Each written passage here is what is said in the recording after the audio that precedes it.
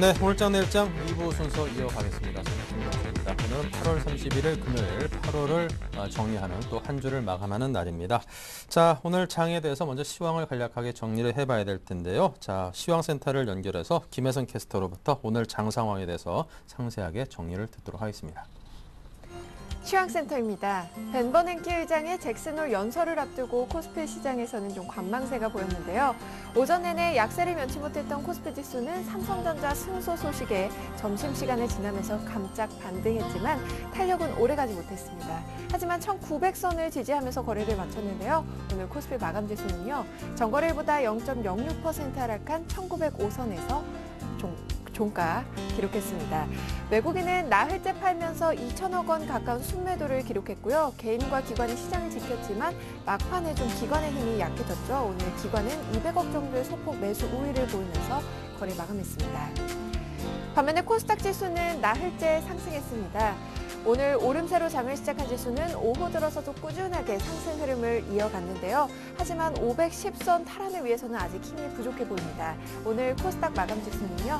전거래일보다 0.54% 상승한 508선에서 거래 종료했습니다. 코스닥 시장에서는 외국인과 기관이 각각 40억 정도의 순매수 기록했습니다. 이어서 환율 흐름 살펴보겠는데요.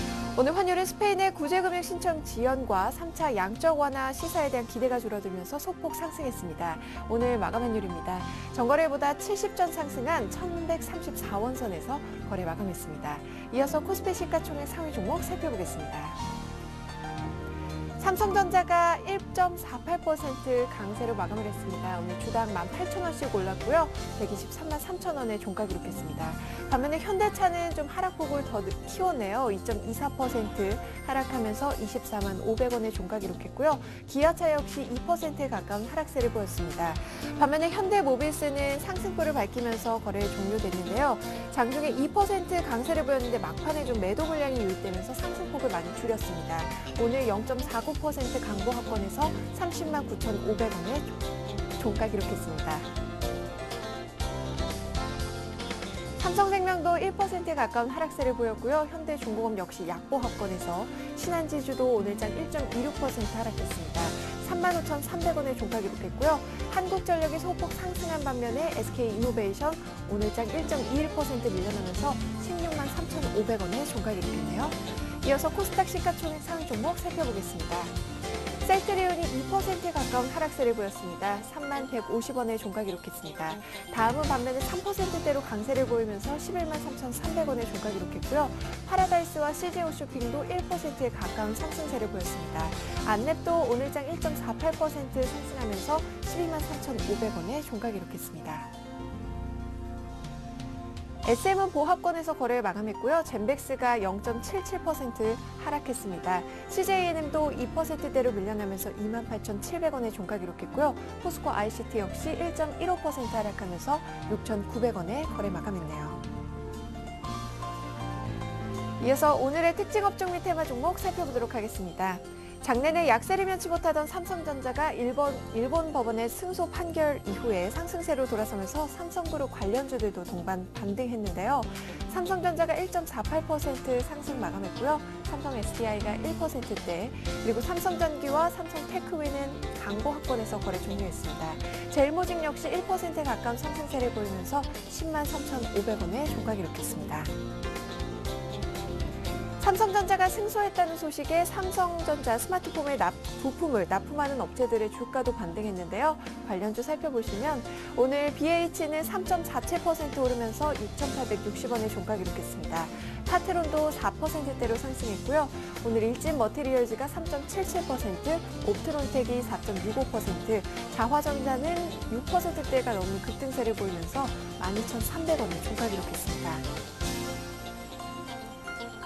안철수 테마주가 대선을 앞두고 실시한 여론조사에서 박근혜 새누리당 대선 후보에게 지지도가 밀린다는 결과가 나오면서 전일 급락했던 모습과는 달리요. 오늘은 하루 만에 반등에 성공했습니다. 오늘 안랩은 1.48% 상승 마감했고요. 우성사료가 12% 넘는 급등세, 써니전자가 4.14%, KC피드는 상한가 기록했습니다. 슈넬 생명과학 역시 3.88% 오르면서 1,070원에 종가 기록했네요. 새누리당 박근혜 대선 후보가 일자리 창출을 위해 기업과 정부가 함께 만든 벤처 투자 펀드 도입을 검토하고 있다는 소식에 창투사 관련주들이 강세를 보였습니다. 오늘 대성 창투는 상한가 기록하면서 1,320원에 거래 종료했고요. 에이티넘 인베스트가 6.87%, 우리기술투자가 4.69%, 재미니투자는 7%가 넘는 급등세를 보이면서 510원에 종가 기록했습니다. 손해보험주들이 금융위원회의 실손 의료보험 종합개선대책 발표에 힘입어서 강세를 보였습니다. 오늘 LIG 손해보험은 3.16% 상승했고요. 롯데손해보험은 3.49%, 삼성화재는 주당 6,500원씩 오르면서 23만 4천 원에 종가 기록했습니다. 현대해상도 2.67% 강세를 보이면서 32,700원에 거래 마감했네요. LG U+가 6천억 원대의 자사주를 이익 소각한다는 소식에 장 초반부터 강세를 보였습니다. 오늘 장중 3%대로 상승폭을 키우다가요. 외국인의 순매도가 커지면서 막판에 힘이 좀 빠졌습니다. 0.8% 강보 확권에서 7,600원에 거래 마감했네요. 카지노 관련주인 GKL이 하반기 긍정적인 실적 전망에 외국인과 기관의 러브콜을 받으면서 오늘장 강세를 보였습니다. 6%가 넘는 급등세를 보였네요. 주당 1,650원씩 오르면서 28,850원에 종가 기록했습니다. 지금까지 시황센터에서 김혜선이었습니다. 네, 이번엔 여의도를 연결하겠습니다. 오늘 마감과 그리고 다음 주 투자 전략을 들어보겠습니다. 대신증권의 김영일 연구원입니다. 안녕하십니까? 예, 안녕하십니까? 네, 오늘 장 정리부터 부탁드릴까요? 예, 금일 시장은 1.26포인트 하락한 1905.12포인트로 하락 마감을 했습니다. 금일 장중에 그 외국인의 매도세가 지속이 되면서 시장의 하락 압력으로 좀 작용을 하면서 시장은 조정세를 좀 다소 연장하는 모습을 보였는데요. 이번 주 들어서 이제 외국인의 매도 전환으로 코스피는 2주 연속 하락세를 기록 중입니다. 일단 그 시장의 정책에 대한 기대감과 우려감이 팽배히 맞서면서 시장은 금주 역시 이제 보합권으로 좀 마감이 되고 있는 그런 모습입니다. 네, 자 오늘 삼성전자 관련해서도 좋은 소식이 들렸었죠. 예, 그렇습니다. 삼성전자가 이제 일본에서 그 애플 특허 관련해 가지고 승소를 했다는 소식이 들렸는데요. 하지만 이제 이 판결 자체는 이제 최종 판결을 하기 전에 중간 판결이라는 점에서 아직은 그 크게 주가에 의미를 부여하기는 좀 어려운 그런 상황이라는 판단입니다. 일단 이게 중간 판결은 최종 판결을 하기 이전에 주요 쟁점에 대한 견해를 미리 보여주는 절차라는 의미에서 일단 그 최종 판결에 대한 전망 역시 밝을 것으로 좀 예상이 되는데요. 일단 지금까지 삼성전자가 해외에서 진행 중인 소송에서 유리한 판결을 이끌어냈었고 유독 미국에서만 불리한 판결을 얻어냈다는 점이 그동안 이제 주가의 하락 압력, 그 미국에서의 특허 소송에 따른 그 하락 압력에 대한 부분을 다소 좀 완화시켜 줄 것으로 좀 예상이 되고요. 하지만 이제 특허 소송의 특성상 침해 의혹이 제기된 많은 특허 중에 하나의 특허에 대한 침해만 인정이 되더라도 판매 금지라든지 손해배상 판결을 할 수 있다는 점에서 일단은 당분간은 특허에 대한 문제 이 부분이 삼성전자의 주가 상승을 다소 좀 제한하는 요인으로 좀 작용할 가능성이 높다는 생각입니다. 네, 자, 뭐 삼성전자 이래저래 좀 어려움이 있습니다만 자잘하게나마 좀 호재들이 들려서 그나마 좀 다행스럽다 싶은 그런 생각이 듭니다. 자, 그리고 현재 글로벌 금융시장 이목이 오늘 밤에 진행될 이제 잭슨홀 회의에 쏠려 있습니다. 기대감만으로 8월 증시가 랠리를 이어가긴 했었는데요. 자, 원하는 수준의 결과물이 나오지 않았을 경우 그동안 거의 그랬던 것 같습니다. 이번에도 그럴 경우에는 실망감이 클 것이라고 보는 분들도 계신데 저는 개인적으로 그동안 계속 실망했기 때문에 오늘 뭐 별다른 소식이 안 나와도 그냥 뭐 중간 정도는 되지 않겠는가 이런 생각을 합니다만 이에 대해서는 어떤 전망을 전문가로서 내놓고 계시는지요? 예, 그렇습니다. 일단은 시장의 그 잭슨홀 연설에 대한 기대감은 상당 부분 조금 낮아진 상태입니다. 다음 주 시장의 이제 주요 요인들을 살펴보게 되면은 이제 잭슨홀 연설과요, 22 통화정책회의 그리고 미국의 ISM 제조업지수 발표 등 굵직한 이벤트들이 지금 대기 중입니다. 어쨌든 22 통화정책회의를 앞두고 그 이전에 잭슨홀 연설에 대한 기대감 그리고 22 통화정책에 대한 기대감 그리고 그에 반면에 그에 따른 그 경계감들이 다소 좀 혼재할 것으로 예상이 되는데요. 잭슨홀의 연설에 버냉키의 잭슨홀 연설에 대해서는 일단은 그 기대감은 좀 어느 정도 낮추는 것이 좀 합리적이라는 판단입니다. 2010년도 8월 버냉키 연설에서도 QE3를 언제부터 실시하겠다는 구체적인 언급은 없었습니다. 하지만 그 연설 이후에 실제로 QE2가 실시된 2010년 11월까지 2개월 동안 기대감을 유지시킬 수 있었던 이유는 연준이 선택을 할 수 있었던 옵션들에 대한 구체적인 언급이 있었기 때문인데요. 하지만 지금의 상황에서는 2012년 잭슨홀 연설을 앞두고 이미 지난 22일에 공개된 FOMC 의사록에서 향후 도입이 가능한 정책 수단들이 밝혀진 상태이기 때문에 2010년과 같은 극적인 효과를 기대하기는 다소 좀 어렵다는 판단입니다. 다만 이제 ISM 제조업 지수에 대한 기대감, 미국 경제 지표에 대한 기대감이 시장의 하단을 좀 견조해 하는 그런 요인으로 좀 다음 주에는 작용을 할 가능성이 높다는 생각입니다. 네. 근데 이제 만에 하나 오히려 우리가 기대하지 못했던 정도의 좋은 그런 소식이 나올 경우에는 그때는 또 어떤 그 전망을 할 수가 있을까요? 어떤 대응을 하는 게 또 좋을까요? 일단은 뭐 시장의 기대감 자체가 워낙 낮은 상태이기 때문에 시장의 기대치를 넘어가는 이벤트가 발생을 한다면 아마 시장은 좀 긍정적인 쪽으로 방향을 잡을 가능성이 높기 때문에 그 이후에 이벤트 이후에 대응을 하는 것이 좀 바람직할 것으로 보이고요. 그에 따라서 이제 업종에 대한 선택 자체도 그 이벤트에 따라서 어떻게 이제 접근해야 되느냐가 이제 중요한 관건이 될 것으로 보입니다. 일단 정책 발표 이전까지는 코스피는 좀 좋은 박스권 내에서 업종별 차별화를 좀 만들어낼 것으로 보입니다. 그것이 이제 그것이 그 22회 통화정책 회의라든지 아니면은 우선은 잭슨홀 연설에 대한 이벤트 발생이라든지 아니면 그 이후에 22 통화정책 회의에 대한 이벤트 발생 시점이 될 수도 있지만 그 이벤트 발생 시점 이전까지 어떤 정책이 나오기 전까지는 코스피에 대한 좋은 박스권에 대한 스탠스는 좀 유지를 하고요. 일단 IT와 자동차 업종에 좀 집중을 하는 그런 전략이 바람직하고요. 만약에 정책에 대한 서프라이즈가 확인될 경우에는 그에 따른 산업재 그 위험에 대한 선호도가 높아질 수 있기 때문에 산업재인 조선과 해운 업종으로 좀 관심 업종을 확대시키는 전략이 바람직하다는 생각입니다. 네. 자, 지금 뭐 기대감과 경계감이 혼재되어 있는 지금 시장 상황에서 어떤 잭슨홀 연설 등등에 대한 기대감은 낮춰야 될 것이고 어떤 정책이 확인된 다음에 IT나 자동차에 관심을 또 정책 확인 시에는 산업재로 확대를 하자 이런 다음 주 투자 전략을 제시를 해 주셨습니다. 자, 우리 투자자 여러분께서 그 지침으로 삼고 다음 주 시장에 대응하는 데 큰 도움이 될 것 같습니다. 지금까지 대신증권 김영일 연구원과 함께했습니다. 감사합니다. 네, 감사합니다. 네. 자, 이어서 오늘장 수급 분석합니다. 샘플러스 남은호 원장 연결되어 있습니다. 안녕하십니까? 네, 안녕하십니까? 네. 자, 오늘장 수급 특징 또 업종별 특징을 정리해 보도록 하죠. 예, 오늘 같은 경우에도 외국인들의 거래소에서 매도가 이어졌습니다. 자, 그런데 종가상으로요, 거래소 매물이 474억으로 잡혀 있는데요. 장중 한 1,000억 이상의 순매도를 보였었거든요. 그래 막판에 이 순매수로 좀 돌아던 흐름이었습니다. 기관들은 매도세가 좀 나타났지만은요, 그래도 연기금의 매수세는 계속해서 이어지고 있는데요. 일단 중장기적 흐름에서 이 연기금들이 생각하고 있는 부분들은 현지수라면 충분히 매수해도 가능하지 않는 영역이냐라고 받아들이고 있는 것 같습니다. 프로그램 매도가 좀 더 나타나고 있는 상황입니다. 오늘도 한 1,200억 정도의 프로그램 매도가 나타났고요.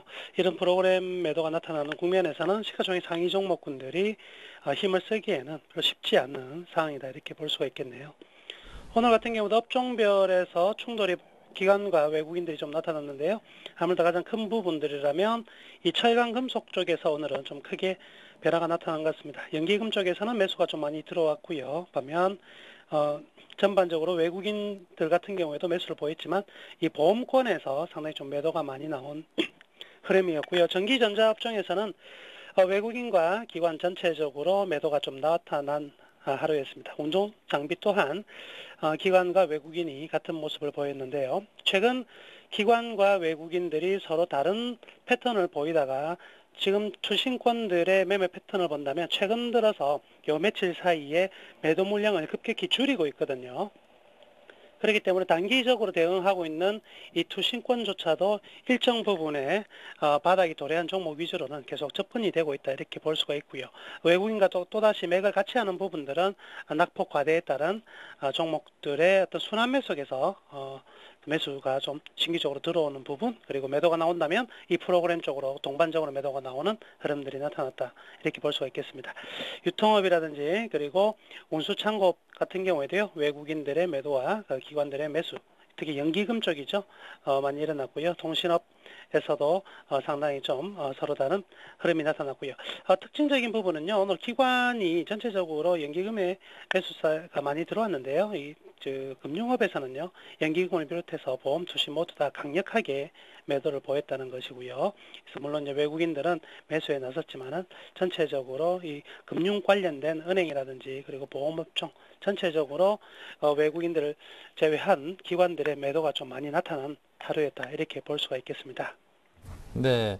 자, 이 개인 투자자들 중에는 어떤 외국인이나 기관들의 어떤 그 투자 방향을 쫓아서 이제 추종 투자를 하시는 분들도 계시는데요. 지금 같은 시장 상황에서는 외국인과 기관 어느 쪽을 좀 선택하는 것이 낫다라고 보시는지, 또 그와 관련해서 좀 유망하다라고 생각되는 업종이라면 어느 쪽에 집중을 하는 게 좋다고 보십니까?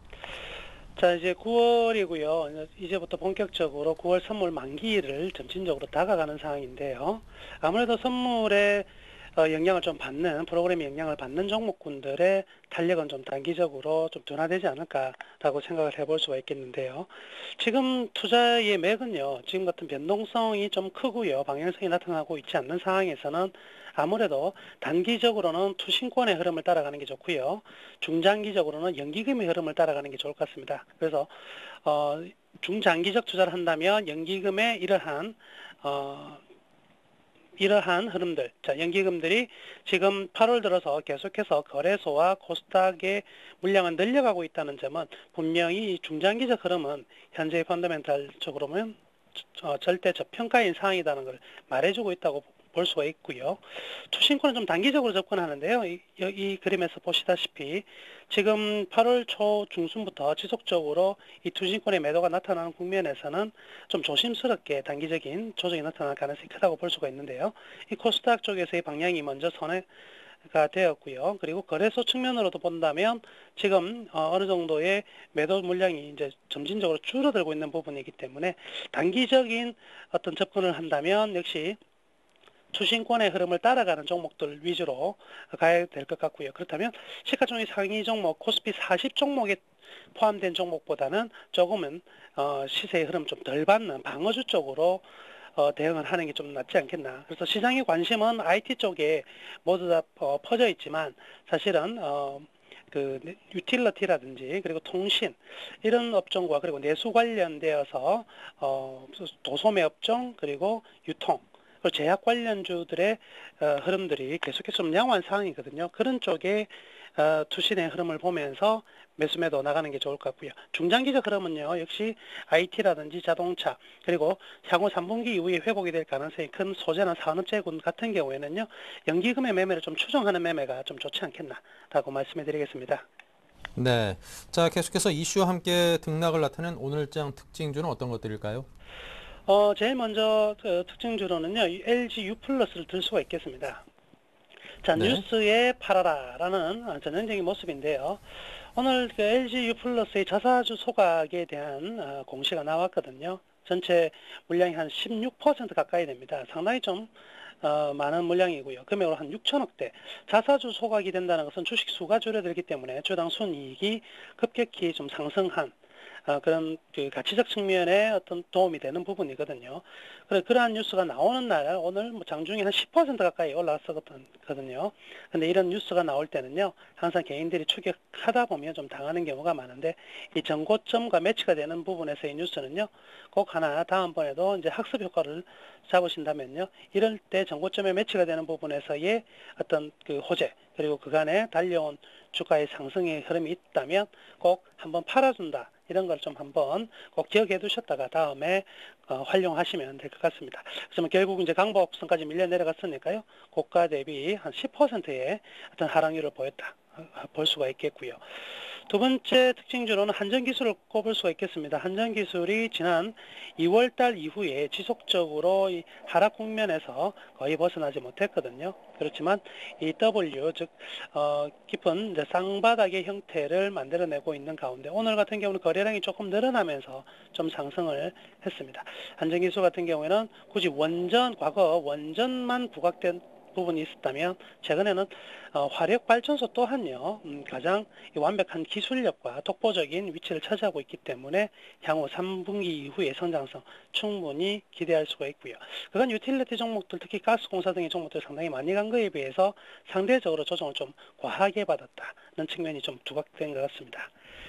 그리고 마지막으로 원익 IPS가 오늘 한 7%대 역시 이 IT 소형주들이 대거 좀 하락한 흐름에서 좀 거의 벗어나지 못했다가요. 이제 본격적으로 좀 반등이 나타나는 부분인데요. 아무래도 이제 아몰레드 관련되어서 이제 3, 4분기부터 삼성전자에 좀 투자가 좀 가속화될 가능성이 크고요. 이 원익 IPS 같은 경우에는 아몰레드뿐만 아니라 LCD, 반도체, 이 업종 그 사업 내 사업 부분이 굉장히 다각화되어 있거든요. 그런 거에 비해서 2, 4분기 실적이 좀 저조하게 나왔는데 그런 부분들은 이미 주가에 반영되었다고 보고요. 오늘 같은 경우에는 신규 매수세가 좀 많이 유입되면서 7%대 상승이 나온 하루였다고 볼 수가 있겠습니다. 네, 자, 세 종목 오늘의 특징주로 들어봤습니다. 다음 주 장에서의 관심 종목은 어떤 것입니까? 다음 주 관심 종목으로는요. 대우 인터내셔널을 뽑아봤습니다. 대형주인데요. 지금 가스 관련된 미국에서의 셰일가스 개발이 본격적으로 지금 가속화되면서 미국의 이 PNG 가격은 급격히 떨어지고 있고요. 그리고 중국과 러시아 또한 이 가스 관련해서 셰일가스 부분이죠. 엄청난 투자가 다시 지금 이루어지는 부분이거든요. 결국 에너지와 건강, 헬스케어, 에너지 헬스케어 그리고 엔터테인먼트 이 세 가지 측면은 항상 돌아가면서 우리 삶을 좀 풍족하게 만들어줄 수 있는 하나의 어떤 뒷받침이거든요. 그렇다고 본다면 이 에너지 관련 종목들에 대한 관심을 계속적으로 가져야 되겠는데요. 단순히 이제 유가만 이때까지 바라보고 그리고 태양광 그리고 2차 전지 부분을 봤다면 이제 가스와 관련된 종목들을 계속해서 좀 관심 있게 봐야 될 것 같습니다. 특히 대우인터내셔널 같은 경우는 이제 전환사채 오백 이슈라든지 교보생명 이제 지분 매각 등 불확실성이 분명히 있는 것은 사실이지만 상당히 좀 많이 해소되고 있고요. 그리고 미얀마 가스전 생산이 본격적으로 이제 가속화되면서 실적적 측면으로 상당히 좀 개선될 것으로 기대가 됩니다. 그래서 다음 주장 전체적인 시장의 순환매가 돌아올 수 있는 하나의 타이밍이 아니겠나 싶어서 추천해 드리고요. 매수 가격은 현 가격대 근처라면 매수 가격이 크게 문제가 없을 것 같습니다. 34,000, 한 3,400원 정도 설정하시고요.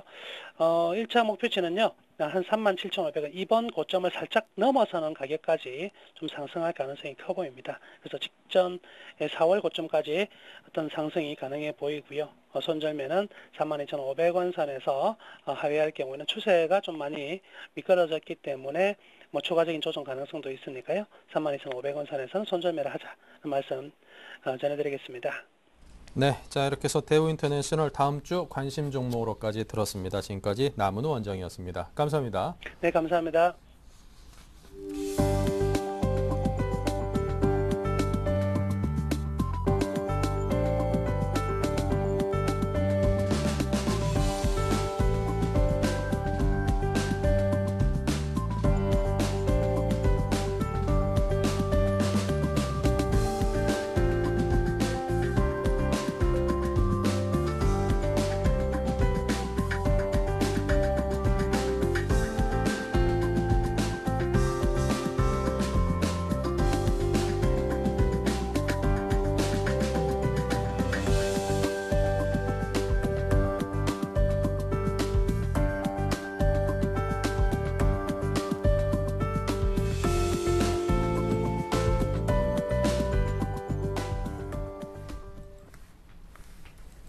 네, 자 이번 순서는 내일장 다이렉트 전략을 짜보는 시간을 갖겠습니다. 내일장에서 이길 수 있는 방법을 구체적으로 또 쉽고 빠르게 두 분의 전문가로부터 전수를 받아보겠습니다.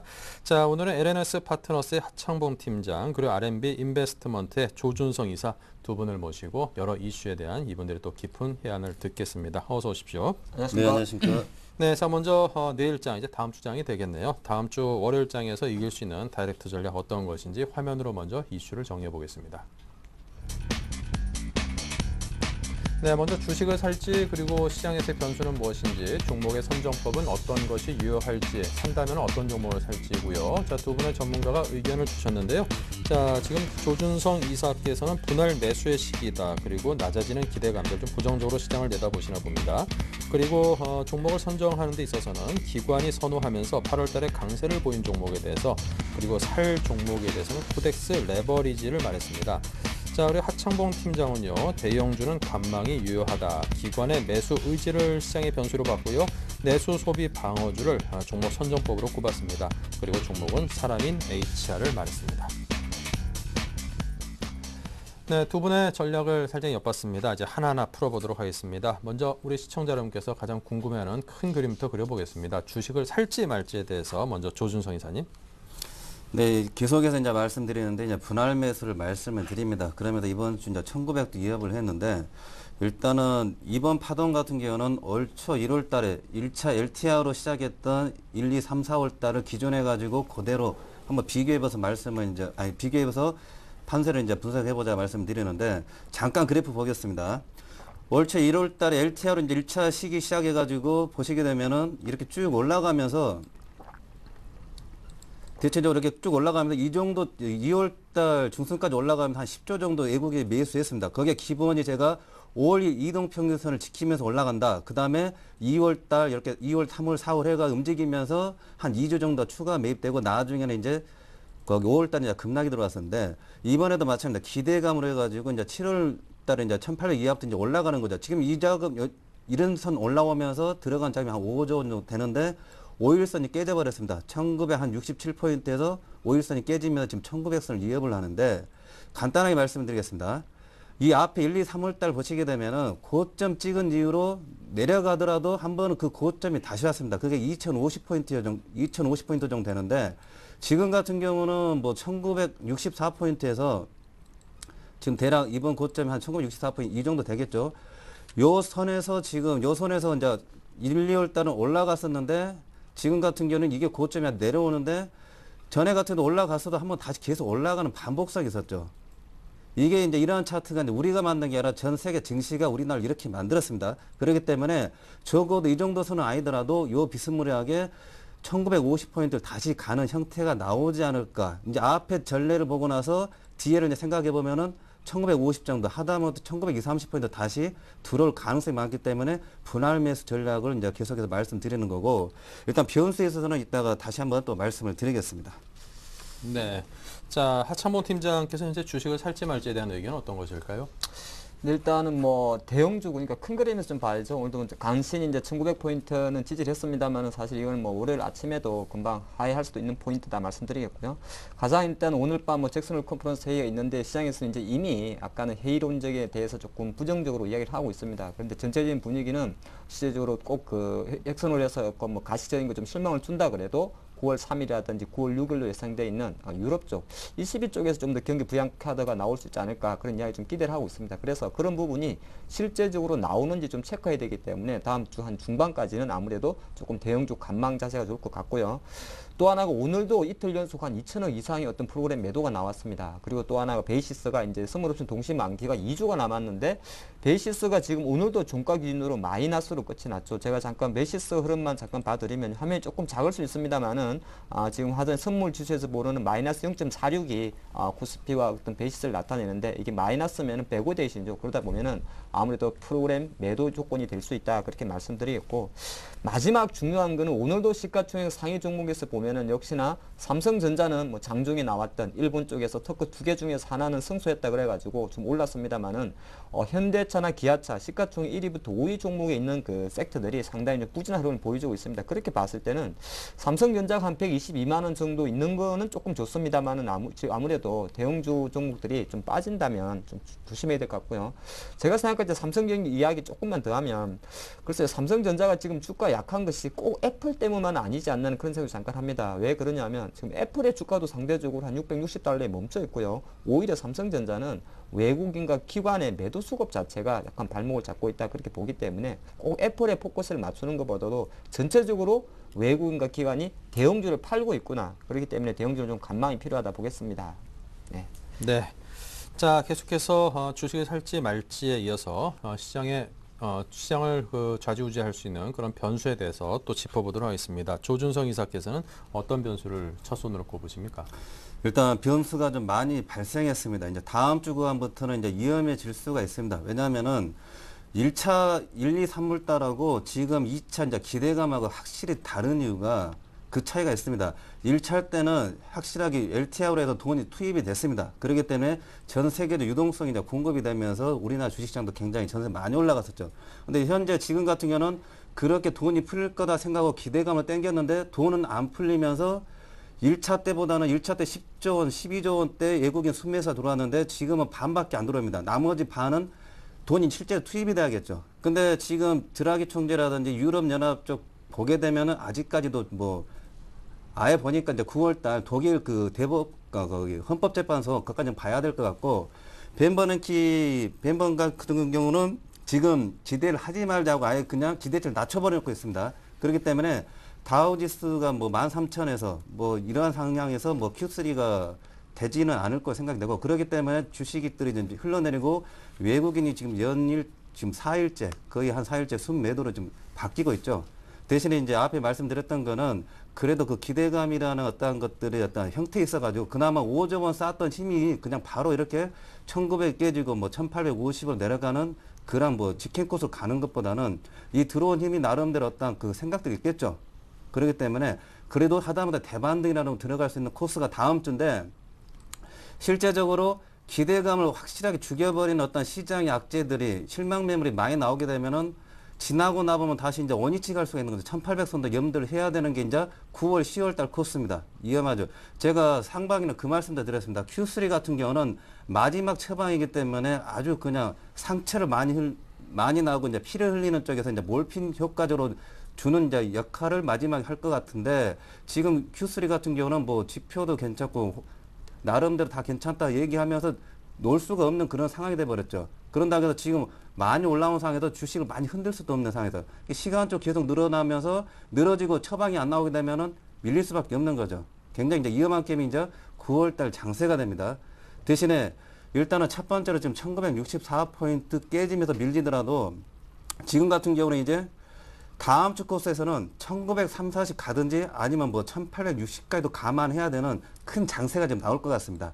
이게 만약에 이제 전략 같은 경우는 선물 옵션 전략에서는 이제 다음 주 이제 2주 남았죠. 이제 옵션 만기가 다음 달 이제 9월 선물 옵션 만기인데 진폭이 크게 나올 가능성이 있어요. 1800 뭐 60, 70 가게 되면 양매수 전략이 성공할 수가 있습니다. 왜냐면은 1860까지 흔드는 큰 악재가 나올 수도 있고 그걸 다시 1900까지 당기게 되면은 그 매수 전략에서 더블 이상이 나옵니다. 포지션에 그 관련돼 가지고는 그만큼 대신에 주식에 있어서는 그래도 어느 정도 1900선을 회복할 수 있는 기회를 또 주고 좀 더 강한 정책이라든지 뭐 기대 이상의 어떤 유럽 쪽에서 나오게 되면은 1940, 50을 또 이 정고점 회복할 수 있는 기회를 줄 수 있는 거죠. 그렇기 때문에 다음 주까지도 밀리더라도 이제 매수 폭이 거기 먹는 폭이 이제 많이 생긴다 이렇게 생각하면서 접근을 해보자 그 말씀을 드리겠습니다.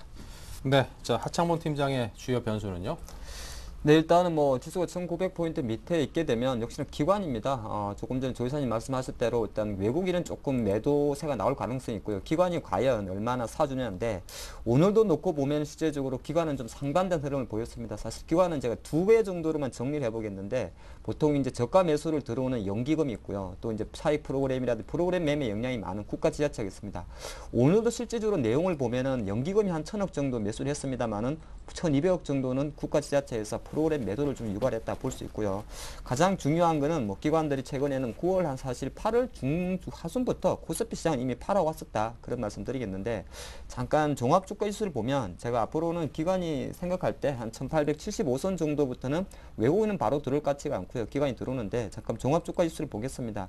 가장 저는 한 2주 정도는 사실 변동성은 좀 낮게 봅니다. 낮게 본다는 것은 그렇게 제가 생각하는 하단 밴드는 1875포인트인데 뭐 이 포인트 같은 경우는 올해 하단기 이제 7월달 급등하기 전에 박스권 상단을 뚫었던 위치였죠. 그리고 이제 1965포인트는 올해 4월달까지의 저항이었고요. 그래서 글쎄 당분간은 아마 다음 주 22 통화정책회의도 있고 그 다음 주 또 유럽 쪽 FMC라든지 이벤트가 있기 때문에 다음 주는 1900선 중심으로 해가지고 한 플러스 마이너스 한 30포인트 정도 두는데 기관은 아무래도 1870포인트 초반에 61선 있기 때문에 오히려 이때 연기금이라든지 투신 쪽에서 매수가 좀 들어올 가능성이 있다 말씀드리겠고 잠깐 장을 조금만 더 차트를 자세히 보면 확실하게 7월 말부터 8월 때까지 올라갈 때는 거래량이 없어 올라갔죠. 그러니까 쉽게 올라갔던 겁니다. 삼성전자하고 슝슝슝 올라갔다가 지금 내려올 때는 상당히 거래가 많다는 것은 앞으로 최소 2주 동안에는 이 거래량이 혼조 상태에 보이면서 지그재그 등락을 보일 가능성이 있다는 겁니다. 그래서 제가 다음 주 뭐 사실 저는 1900포인트 밑에서는 주식 매수 의견을 갖고는 있는데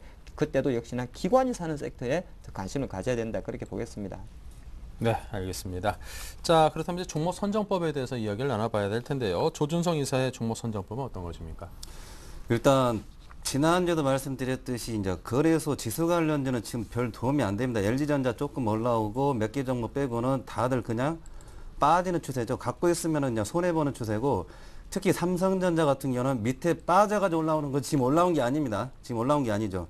대신에 이제 코스닥이 이제 지난주에 강했던 종목들이 또 이번 주도 강할 거다 말씀드리면서 종목에서는 되도록이면 그쪽이 하고 지수 관련돼서는 이제 코덱스 레버리지가 이제 조금 많이 밀리고 있죠. 그쪽으로 한쪽으로 지금 몰아들이고 있는데 종목 선정에서는 매매하신 분들은 이제 개인 투자가분들 이제 시청자분들 많으실 텐데 잠깐 종목들 불러드리면은 컴투스나 한국사이버결제, 오스템 임플란트, 메디톡스, 액토즈 소프트, 브익스, 메일유업, 바이로메드, 슈프리마, 인터플렉스, 파라다이스, SM 이러한 종목들이 지금 코스닥에서 지금 많이 활발하게 움직이고 오늘까지도 뭐 신고가 나온 종목도 있고 아니면 고점 대비해서 흔들린 뭐 이런 양상을 보였습니다. 근데 이러한 종목도 위주로 매매하시는 게 단타를 치시든 장타를 치시든 이쪽이 낫다 말씀드리고 매매에 있어가지고는 이전까지는 이제 오늘까지는 그 생각했었는데 이번 주 무슨 생각했냐면은 이런 그 코스닥의 개별 이런 그 종목들의 어떤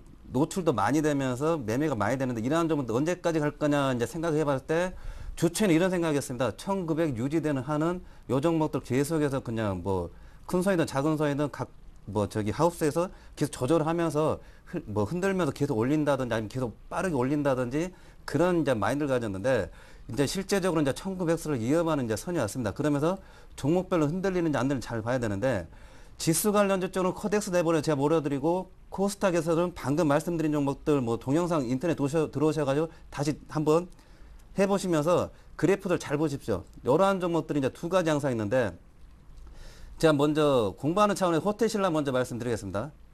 호텔신라 차트 보시게 되면은 전에 이제 파라다이스 먼저 보여드릴게요. 파라다이스 이번 주에 살짝 이번에 흔들렸습니다. 좀 크게 보게 되면은 살짝 이런 양상이 나올 수 있습니다. 이제 종목별로 보게 되면은 고점을 계속 가다가 이제 내가 산 시점에 해가지고 밀려버리는 거죠. 더 밀릴 것 같은데 지나고 나 보니까 고점을 또 뚫게 나오는 거죠. 근데 이런 양상이 나올지 아니면은 밀리더라도 다시 14,000원 부근 가더라도 15,000원 나올 수 있는 형태들이 이러한 종목군들입니다. 그러니까 컴투스라든지 뭐 방금 말씀드렸던 종목들 차트 보시게 되면 우상향이고 기간 선호 종목이고 또 공통점이 있다면은 상반기 영업이익이 작년 영업이익을 추월한 데도 있고 1.5배가 된 데도 있고 실적들이 괜찮습니다. 그리고 이슈가 되고 오스템 임플란트 같은 경우는 예를 들면은 중국에서 임플란트가 우리나라 같은 경우는 이제 성숙해 접어드는데 중국에서 이제 서서히 이제 임플란트 이빨을 심어간다 합니다. 그런 전망을 해가지고 선수들이 지금 땡기고 있는 거죠. 그렇기 때문에 이러한 종목군에서 가지고 5일선 전략이라든지 고점 대비해가지고 10% 하게 되면 분할 매수 뭐 더 빠지면 어떻게 할까? 그래서 분할 매수 들어가는 거죠. 대신에 뭐 전고점 부근이라든 아니면 또 신고가가 나올 가능성이 많기 때문에 이러한 종목들을 주말에 보시면서 간치 정도 와가지고 움직임들을 한번 잘 체크해 보시기를 바랍니다. 네, 자 종목 선정법에 대한 이야기를 나누고 있습니다. 계속해서 하창봉 팀장께서는요.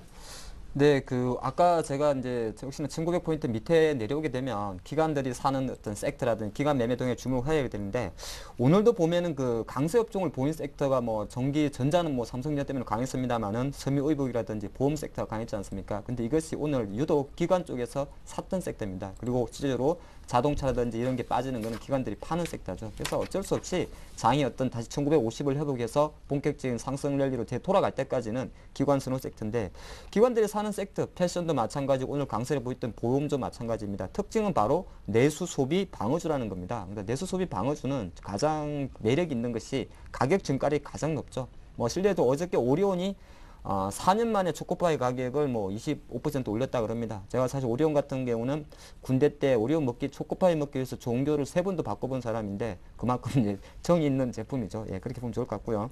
최근에 뭐 좀 전에 말씀하신 대로, 조 이사님이 말씀하신 대로 호텔 신라라든지 파라다이스 모든 것이 전부 다 결과적으로는 내수 소비자, 기초 필수 소비자라는 것이고요. 그렇게 비싼 게 아니에요. 작게 많이 파는 제품들에 대해서 상당히 기관들이 베팅하고 있다, 이렇게 좀 정리할 수 있을 것 같고, 또 한편이 이제 오늘이 8월 말일이죠. 추석이 한 달 정도 남았는데, 실제적으로 제가 생각할 때는 막상 추석 한 1, 2주 전까지 갔을 때는 백화점이나 패션주가 좀 시그러들 수 있습니다만은, 최소한 앞으로 2주 정도까지는 아직까지 코스맥스 관련 화장품이라든지 호텔실라든지 파라다이스 관련해서 역시나 기관들이 선호하는데, 그 중에서 내수 소비주들은 계속적인 관심을 가져도 되지 않나, 그렇게 보겠습니다. 네, 자 이렇게 해서 하창범 팀장의 종목 선정법 들어봤습니다. 자 이제 시야를 가장 좁혀서 종목에 대한 이야기를 나눠보겠습니다. 뭘 살지 조준성 이사님. 일단은 앞에 이제 개별 종목도 이제 말씀을 많이 드렸는데, 이거는 이제 장중에 이제 보면서 진폭이 상당히 클 겁니다. 뭐 1시간 만에 그냥 뭐 5%, 10%씩 움직일 수 있는 그런 힘들이 있는 거고, 좀 약간 이제 제가 주간 단위로 오기 때문에 이제 좀 안정적으로 이제 코덱스 레버리지 이제 조금 먹을 폭이 이제 생겼기 때문에 실제로 이제 매수 가격을 이제 구체적으로 이제 말씀드리겠는데, 일단 뭐 하이닉스도 마찬가지고 LG화학도 마찬가지고 호남석유도 마찬가지고 지금 가격에도 반등이 한 5%에서 뭐 하이닉스 기준으로 한 1,000원 정도 여력이 있습니다. 근데 올라가면 이제 두들기만 이제 5일 이동 저항선들이 있는 거죠. 종합주가에서 마찬가지로. 그렇기 때문에 종목들의 종합주가지수 내에 있는 시가총액이 있어가지고는 그냥 아예 그냥 종목별로 이번 주 초에 보셨겠지만 삼성전자도 안전하지 않습니까? 그래서 제가 아예 그냥 코덱스 레버리지만 갖고 12,100원부터 분할 매수도 말씀드리면서 지금 이번에 11,600원대가 들어왔는데, 더 빠질수록 이제 먹을 폭이 생긴다고 생각하면서 전략을 이제 구사하겠습니다. 대신에 이제 종목이 이제 지수 관련주 있어가지고 다른 또 대형주도 어떻게 다칠지도 모르겠는데, 반등이 들어가면은 1900선을 이제 회복한다 생각이 되면 이게 이제 12,000을 회복하겠죠. 일단은 다음 주는 흔들릴 수도 있고 바로 올라갈 수도 있고, 이제 여타 이제 폭이 큰 장사로 이제 말씀드립니다. 차트에서 이제 보시게 되면은 코덱스 레버리지 같은 경우도 뭐 지금 어정쩡히 움직이는 지금 모습을 보이겠는데, 잠깐 보겠습니다.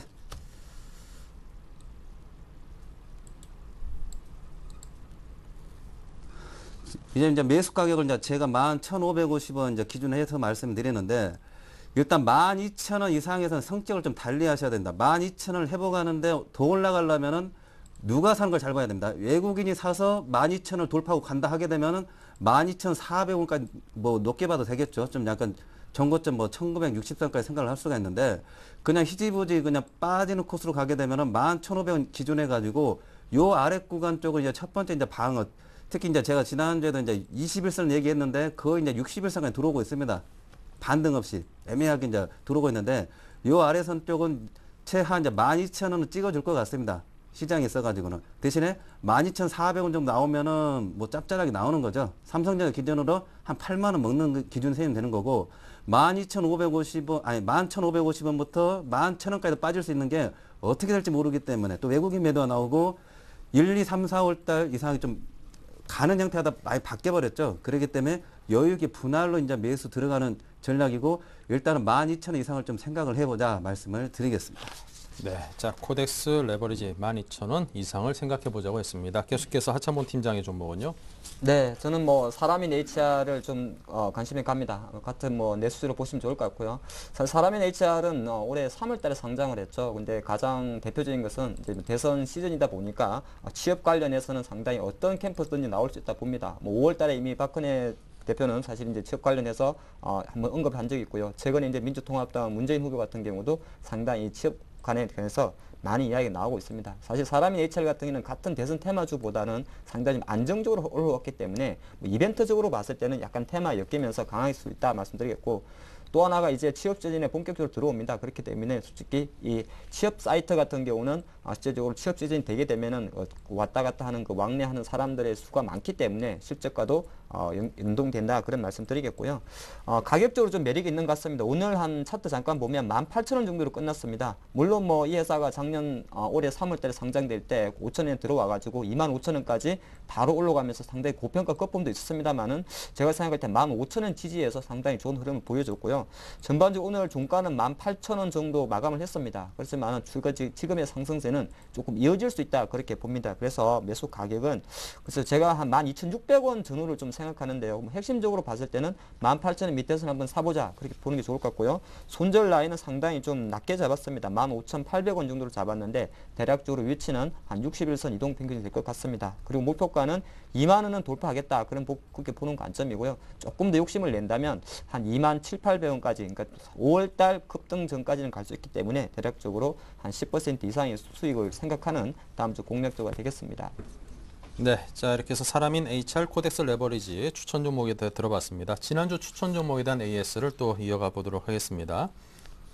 네, 제가 지난주에 이제 농우바이오를 추천했는데 매수가는 미달된 것 같습니다. 뭐 앞에 코스닥 여러 종목 얘기하면서 이런 성격의 이제 종목이다 말씀드렸는데 요 종목 같은 경우는 이제 고점을 제대로 못 뚫고 이제 걸렸습니다. 이제 지그재그로 움직여갖고 앞에 말씀드렸 지난주에 16,100원에 사보자는 거는 이제는 사지 말고 이제 16,000원과 17,000원 사이를 어떻게 움직인가를 잘 보셔야 됩니다. 그리고 농업 거기 에그플레이션 말씀드렸죠. 9월 이제 미 상무부 이제 보고서가 나오는데 이제 농작물 조사를 할 겁니다. 거기 써가지고 이게 16,000원과 17,000원 지그재그로 이제 흔들면서 뭔가 힘을 또 응집을 하게 되면은 2만원 코스가 나오는데 그거는 이제 9월 달에 이제 이슈화 되는 거나 아니면 16,000원 잘 지지가 되는 걸 잘 보면서 판단해야 되고 지금 당장 16,100원 들어도 사는 것보다는 앞에 말씀드렸던 종목군이 훨씬 낫다 그 말씀을 드리겠습니다. 네, 자 하창모 팀장께서는요. 네, 지난주 추천 종목이 이제 무학이었죠. 근데 저는 항상 내수주를 이야기하지 않습니까? 내수주는 사실 IT 종목보다도 사두면 웬만해서는 급락은 잘 없습니다. 그리고 상당히 좀 안정적으로 올라가기 때문에 지금과 같이 하반기 장 좋을 수도 있고 나쁠 수도 있습니다만 중요한 거는 변동성이 커지기 때문에 계속적으로 내수주에 대해서는 저는 푸싱을 해야 된다 말씀드리겠고요.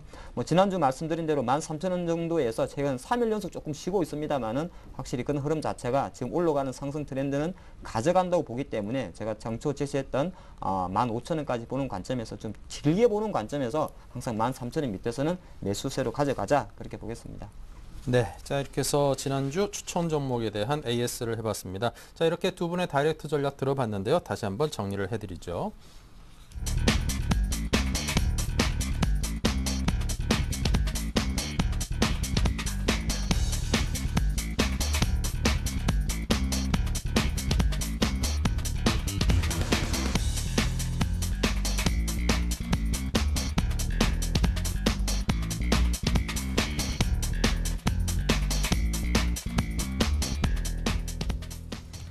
네, 자 오늘 저희가 준비한 내용은 여기까지입니다. 지금까지 두 분의 전문가와 함께했습니다. 조준성 이사 그리고 하창범 팀장 두 분께서 여러분께 유용한 정보를 많이 드렸습니다. 오늘 도움 말씀 감사합니다. 네, 오늘 말씀 못지않게 또 유용한 정보들을 가득 담은 자리를 저희가 정성 들여 준비를 했습니다. 오는 9월 1일 바로 내일이네요. 네, 청개구리사단 샘플러스의 양순모 전문위원회 강연회가 열립니다. 토요일 오후 2시부터 5시까지 여의도역 3번 출구에 위치한 한해 손해보험 빌딩 2층 강연장에서 무료로 진행을 한다고 하니까요. 하반기 시장 이겨내길 원하시는 분들 많은 참여를 부탁을 드립니다. 자, 오늘 장 내일 장 여기서 인사드립니다. 감사합니다.